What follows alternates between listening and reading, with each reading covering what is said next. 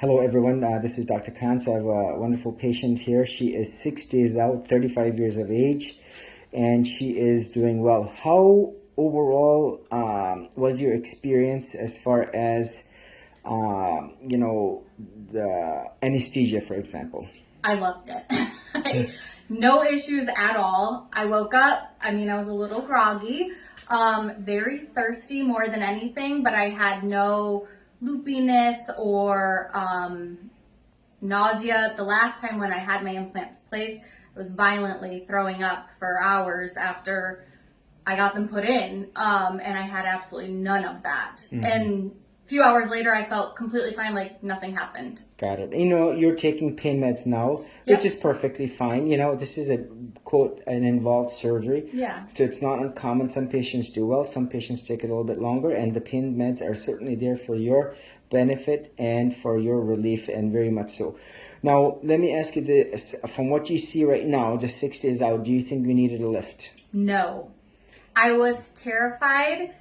Was scheduled with another surgeon just so I could get an explant and lift at the same time, because in my head I felt I 100% needed it, because I remembered what my breasts looked like prior to implants and that they were droopy. That's why I got implants. I had breastfed 2 babies and wanted that fullness back, and I was scheduled elsewhere and just came across Dr. Khan's group and read all of these women that had incredible results, beautiful incision and stitches, and I just had an overall feeling I was in the wrong place, and I canceled and booked with Dr. Khan. Thank you. Always follow your gut.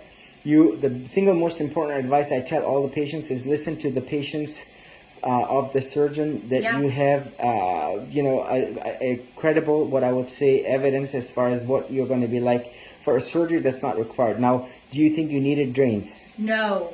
Yes, and Absolutely not. I don't know what they would have done that compression didn't take care of. right, and very important, someone gets gynecomastia surgery, you have to wear the garment for 6 weeks. You do a tummy tuck, you have to wear the whole garment from the mid-thigh all the way up to the upper chest area, the arms, for 6 weeks. Pretty much the same extension over here. You have to have compression on.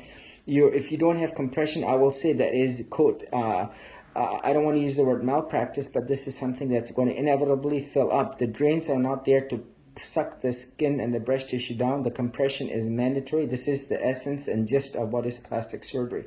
Yeah. Now, what would you tell, how are your symptoms overall in just the 6 days? So in the 6 days, I would say I'm not like magically healed from everything, but I've noticed definitely I had a lot of dry eye. I would say that's improved by 70% for sure in just 6 days. My energy level is drastically different though. I would want to lay in bed all day, wake up, and I was exhausted as if I never even slept the night before. And I would just, I don't want to work. I just want to lay in this bed all day. And I wake up at post-op. Same next morning, I woke up with full of energy. Like, all right, somebody help me out of this bed. I'm ready to start the day. Mm-hmm. Way more energy. Right, and then we will continue to see. Remember, it took you some time to get here, and we'll see how you rebound. Now, what will you say to someone who says, well, the BII does not exist, it's all in your head? Absolutely not. It's impossible. There's no other explanation. I went to doctors for the last 7 years at least saying, I feel like I'm dying. I can't breathe.